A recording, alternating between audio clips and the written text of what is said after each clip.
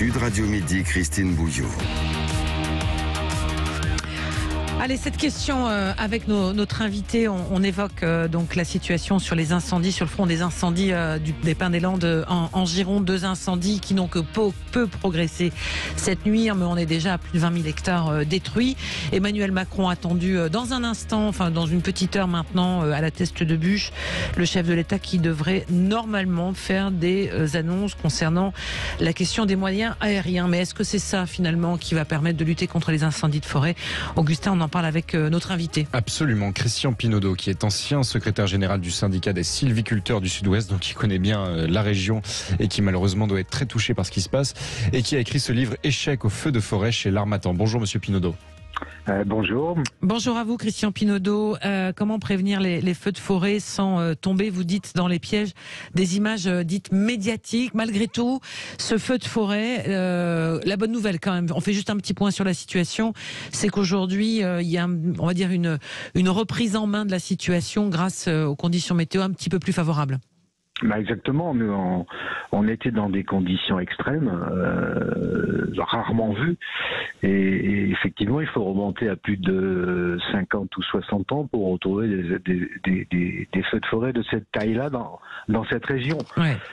Cette région qui malheureusement s'était distinguée en 49 par des incendies dévastateurs et 82 victimes. D'ailleurs, on détient toujours... 79 aussi, moi j'ai un souvenir de vacances où on était évacué en toute urgence et ça a brûlé pas mal aussi. En 79, mais aussi en 1990, avec l'incendie du Porge, où le camping du Porge a aussi été évacué. Mais je veux dire, c'était pas la même dimension. Voilà, donc là on est vraiment frappé par la dimension et la violence de cet incendie, et heureusement la météo a changé aussi, ce qui fait qu'on est, et j'ai toute confiance d'ailleurs dans les services de lutte, dans les pompiers là-dessus, on est en train de reprendre la maîtrise de ce feu, ce en quoi j'ai toujours cru d'ailleurs, hein. Et derrière il y a les forestiers qui font ce qu'il faut, organiser dans chaque commune une association de défense des forêts contre l'incendie, qui est une particularité de notre massif et qui explique pourquoi depuis si longtemps on n'a jamais vu des incendies de cette taille, sachant que, et ça j'insiste beaucoup là-dessus, c'est le département, le seul département, il y a plus de départs de feu dans le seul département de la Gironde que dans toute la région PACA par exemple, hein. C'est de loin le département le plus dangereux, et depuis très longtemps, dangereux de France. C'est là où il y a le plus de départs de feu, et jusqu'à maintenant, on a quand même évité le pire, et je crois qu'on va encore l'éviter malgré la dimension et le côté dévastateur de cet incendie. On va encore une fois arriver à prendre le dessus. Alors vous avez dit, lorsque vous avez été auditionné au Sénat en juin dernier, que la forêt des Landes de Gascogne était un très bon exemple dans la lutte contre les incendies de forêt. Et vous maintenez ces propos, Christian Pinaudot, parce que vous nous dites justement c'est une forêt pas comme les autres? Absolument. Alors, avec l'étendue des 20 000 hectares détruits aujourd'hui, on a du mal à comprendre votre position. Donc, on a besoin de comprendre. Oui, mais ça, c'est l'effet de l'actualité, si vous voulez. Les forestiers, nous, on raisonne sur les 30 et 40 ans à venir. Et on ne peut pas remettre en cause un système qui, depuis 50 ans, a des résultats exemplaires sur un seul incendie dont je rappelle l'origine, c'est quand même un pyromane qui a mis le feu. C'est pas les forestiers, c'est pas le système forestier qui est responsable.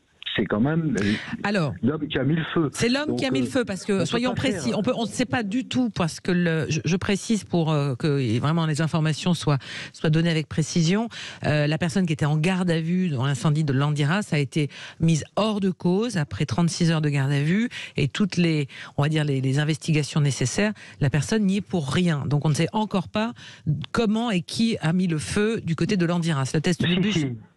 Si, comment on sait? Qui, on ne sait pas encore, je vous l'accorde, mais comment on sait? Et on sait que la personne qui a mis le feu connaissait parfaitement la zone. Parce que c'est pas un promeneur qui a échappé à un mégot en bord de route, hein. C'est beaucoup plus compliqué que ça. Donc non, l'origine, on n'a pas identifié l'auteur, ça c'est clair, mais l'origine, tout le monde est d'accord là-dessus. hein, donc il est criminel. Et d'ailleurs 90% des incendies, même plus, c'est l'homme. Hein. Oui. Comme je dis souvent, le feu suit l'homme. Voilà. Donc encore une fois, et pour reprendre ce que vous avez dit en début, c'est vrai que devant cet incendie, ça paraît contradictoire par rapport à mes propos, mais non, au contraire, ça crédibilise complètement la politique de prévention qui a été mise en place depuis maintenant 60 ans. Et je persiste à dire que c'est ce qu'il faut continuer de faire et développer si on veut mieux résister au départ de feu, aux incendies, qui de toute façon vont progresser dans les années à venir. D'abord parce que la population ne cesse d'augmenter, et puis je rappelle que l'été on passe de 66 millions d'habitants à 120 voire 130 millions d'habitants, donc il y a une pression sociale considérable sur les forêts, et ça c'est la première urgence à traiter, n'est-ce pas? Et si on commençait déjà par nettoyer les bords de lignes de chemin de fer, les aires d'autoroute et les bords d'autoroute, idem pour les lignes électriques, déjà on évacuerait une bonne part du risque. Et alors justement, Christian Pinaudot, qu'est-ce qui fonctionne bien dans l'organisation de cette forêt des Landes? C'est ce qu'on appelle la prévention, hein, ce qu'on appelle la défense des forêts contre l'incendie, et non pas la défense contre le feu, c'est la défense des forêts, c'est-à-dire qu'on met la forêt en situation de se défendre contre le risque feu. Comment? Eh bien, par un quadrillage systématique du massif. Sachez qu'il y a 47 000 km de pistes dans le massif des Landes, c'est-à-dire plus que le tour de la Terre. Des milliers de points d'eau pratiquement dans chaque quartier, et pistes équipées de ces fossés, de passages à gué, etc. Et le tout renforcé par des moyens de prévision des risques, c'est-à-dire l'étude de la météo, le suivi en temps réel de la foudre, et tout ça fait et tout ça organisé dans chaque commune, hein, par les propriétaires forestiers, géré par les propriétaires forestiers et financé par les propriétaires forestiers, car la forêt est la propriété de quelqu'un, toujours. Oui, toujours. Hein, et ça peut être la forêt de l'État. Ça peut être la forêt d'une commune qui, je le dis au passage, relève du domaine privé de l'État ou du domaine privé de la commune. Et ça peut être la forêt des particuliers aussi. Et en dernier lieu, donc la préfecture qui peut en interdire l'accès, notamment pour des questions de risque incendie. Alors justement, dans la gestion de cette forêt des Pins des Landes, alors il y a le débat sur, on va dire, la façon dont elle est gérée aujourd'hui. Une différence entre celle de la Teste et celle de l'Andiras, hein, on l'a bien compris aussi dans cette émission depuis le début de ces incendies-là. Est-ce qu'il y a malgré tout pas, on va dire, des choses à revoir? Certains reprochent, par exemple, que ce soit une monoculture et qui fait que, effectivement, ce pin des Landes est, en tous les cas, inflammable à haut risque dès qu'il fait un peu chaud et qu'il y a du vent. Oui, bon, excusez-moi, mais ce sont des gens qui ont inventé l'eau chaude, ça, parce que ça vient pas de sortir. Hein. Dans les années 40, les incendies de forêt ont détruit plus de la moitié du massif. Donc ça n'a rien à voir avec le pin maritime. Si j'ose dire, les incendies d'Amérique du Nord, des États-Unis du Nord, de Californie, du Canada, c'est à cause du pin maritime ou j'ai pas bien compris? Et les incendies de l'Australie... C'est la monoculture, je parle. Je dis c'est une monoculture. C'est ce que disent certains défenseurs de l'environnement et qui posent cette question. Je vous la pose. Oui, les défenseurs de l'environnement, moi je les ai jamais vus sur les incendies et je les ai encore moins vus sur la tempête Klaus en 2009 et Lothar et Martin en 1999. Donc ça, ce sont les défenseurs de l'environnement, de la closerie des Lilas, si vous voulez. Et ce sont les forestiers qui protègent la forêt cultivée des Landes de Gascogne. C'est justement parce que c'est une monoculture que c'est protégé, surveillé et financé. On ne peut pas à la fois, à la suite de la tempête de Klaus, dire que, comme la totalité, la population locale des Landes, du massif des Landes, a déclaré son soutien total sur le travail des forestiers en disant que cette forêt fait partie du patrimoine culturel de la région, et dire aujourd'hui, ah ben non, il faut remettre en cause le pin maritime. Si quelqu'un trouve une essence qui pousse aussi bien que le pan maritime, sur le sable, qui résiste au feu et qui résiste au vent, nous le prenons, nous l'achetons demain matin. Exactement. Alors, question aujourd'hui, là, tout à l'heure, Emmanuel Macron est attendu à la Teste de Bûche et il doit faire des annonces. Il y a un débat qui s'ouvre également sur la question des moyens de soutien aérien au combat des soldats du feu, avec un prépositionnement que certains souhaitent du côté de Cazaux, en tous les cas du côté de Bordeaux, pour aller plus vite en cas de départ de feu, sur le nombre d'appareils également qui sont mobilisés et mobilisables en France. Est-ce que vous dites comme certains, il faut doubler, il faut augmenter ces moyens-là? Autrement dit, est-ce qu'il vaut mieux savoir gérer les incendies que de les prévenir? Non, ça je dirais jamais ça, parce que pour moi, la priorité numéro 1, c'est la prévention. Ensuite, c'est la prévision, et ensuite, c'est la lutte. C'est-à-dire, quand on a échoué dans les deux premiers points, il reste plus que la lutte. Alors maintenant, on soutient évidemment tous les moyens opérationnels des pompiers pour lutter. On a surtout qu'on va, comme je vous l'ai dit, vers une augmentation des risques. Ça c'est clair. Avec le changement climatique, la zone à protéger sera de plus en plus grande, puisque on l'a cartographié, c'est archi connu. On a cartographié toute l'extension des zones à risque jusqu'en 2060, qui fait que le risque incendie monte jusqu'à Angers. Donc on sait que les 2/3 de la France seront classés en zone à risque d'ici là. Donc, bien sûr qu'il faut augmenter les moyens opérationnels de lutte, de dire, entre augmenter les moyens et puis dire il faut doubler le nombre de Canadair, il y a quand même une nuance et un pas que je ne franchirai pas.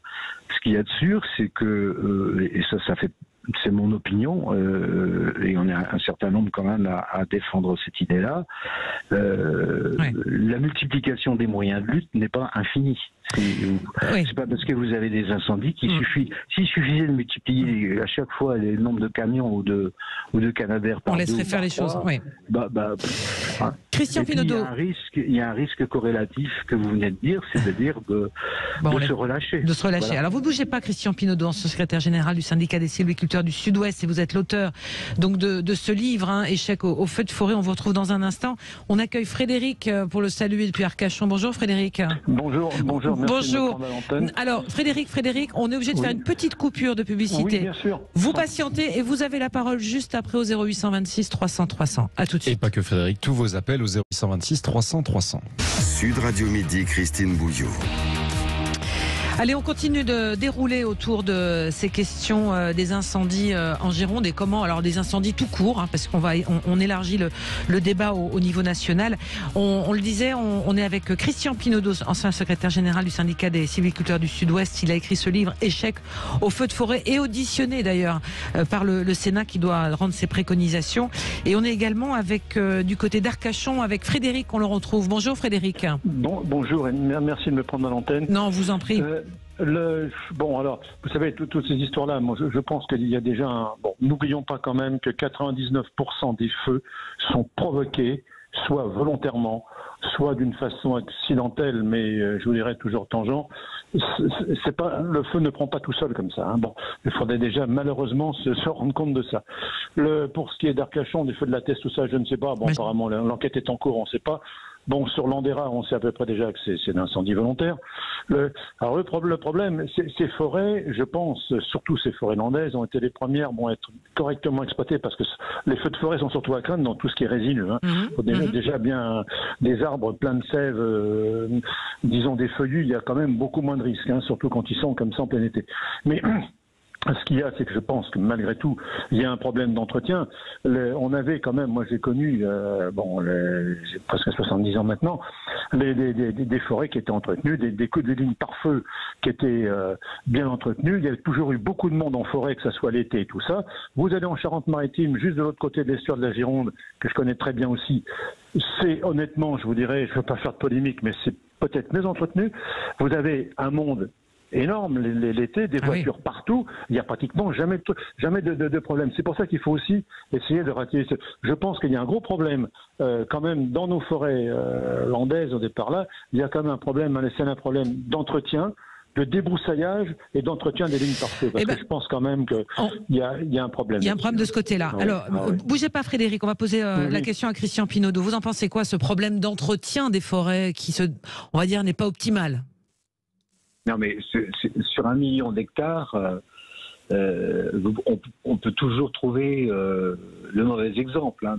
À l'échelle d'un massif comme ça, c'est évident que tout n'est pas nickel partout. En plus, si c'était vraiment nickel, débroussaillé impeccablement, on nous le reprocherait aussi parce qu'on nous dirait ah bah oui, mais c'est contre la biodiversité et l'épanouissement et la liberté de l'épanouissement des plantes.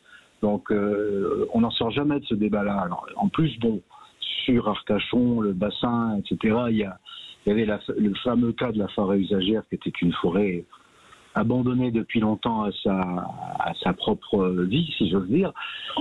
Donc évidemment, très embroussaillé, pour pas dire un milieu quasiment inhospitalier, quasiment inabordable. En tous les cas, très peu accessible et voire inaccessible par les pompiers.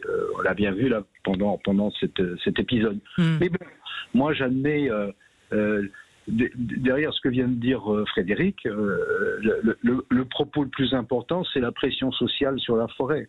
Parce qu'il faut admettre que partout en France, on ne peut pas gérer la forêt de la même façon.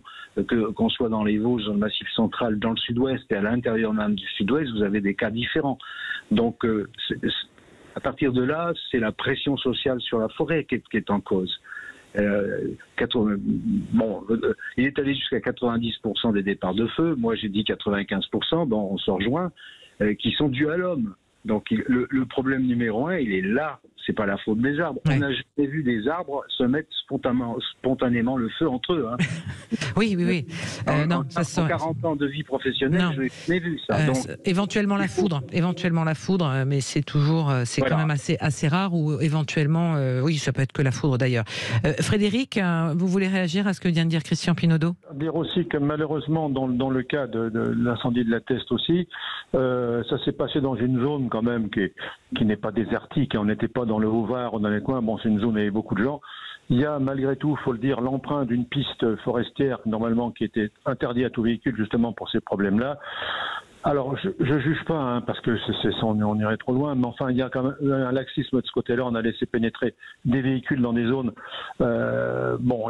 qui sont quand même, qui étaient interdites, hein, justement pour le risque. Oui. Vous savez, avec le manque de place, bon, les gens s'installent, les camping-cars. Moi, je vois des choses ici. Vous savez, c'est pas toujours très civique. Hein. Alors, on vide les eaux usées des camping-cars dans ce qu'on appelle les crasses, dans les ruisseaux, machin. Bon, les gens s'installent. Alors, vous avez une sorte d'anarchie un petit peu, si le mot est peut-être fort, qui s'installe et qui est très propice. Je pense qu'il faudrait quand même un peu plus aussi peut-être de rigueur de la part des autorités pour surveiller tout ça et peut-être l'apprentissage aussi du fonctionnement de la forêt. Surtout aussi, peut-être de temps en temps, la peur du gendarme. Vous savez, malheureusement. Malheureusement, c'est souvent comme ça que ça fonctionne. Frédéric, merci beaucoup. On vous embrasse et passez une très belle journée du côté d'Arcachon. Vous avez beaucoup de chance, malgré tout, d'être dans ce coin-là. Et on a une autre auditrice, absolument, Augustin. Du côté de Mont-de-Marsan, à Mimizan, très exactement. C'est Marie qui nous appelle. Bonjour Marie. Oui, bonjour Sud Radio, bonjour à vos invités. Alors, moi je voulais dire quand même, j'ai entendu le commandant des pompiers exprimer encore ce matin, qui disait que la prévention, mais votre invité l'a dit, était une solution impérative et qu'il fallait donc se concerter et faire des efforts sur cette prévention, mettre davantage de moyens, davantage de surveillance de l'ONF probablement. Bien sûr, 90% c'est des parcelles privées, mais enfin, mettre des drones éventuellement, il y en a déjà, puisque les Landes ont quand même un système de vidéosurveillance qui est assez élargi, qui est très élargi.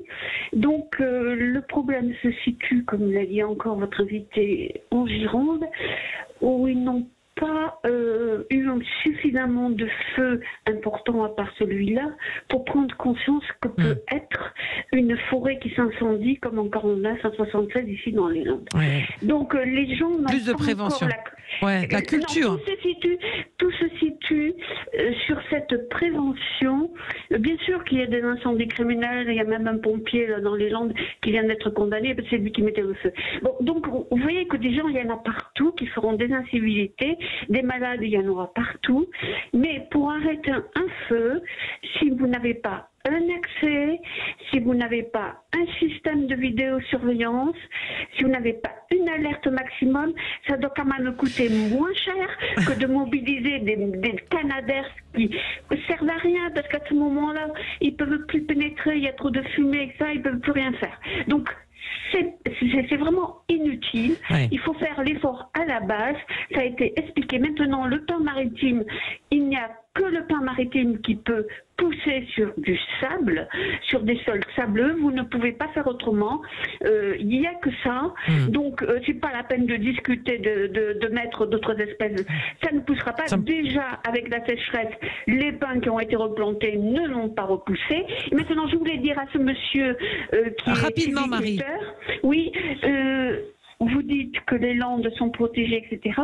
Je traverse depuis des années la forêt, chercheuse de sel de Chantoral-du-Vin, de Girolles, etc. Je connais particulièrement bien toute une forêt.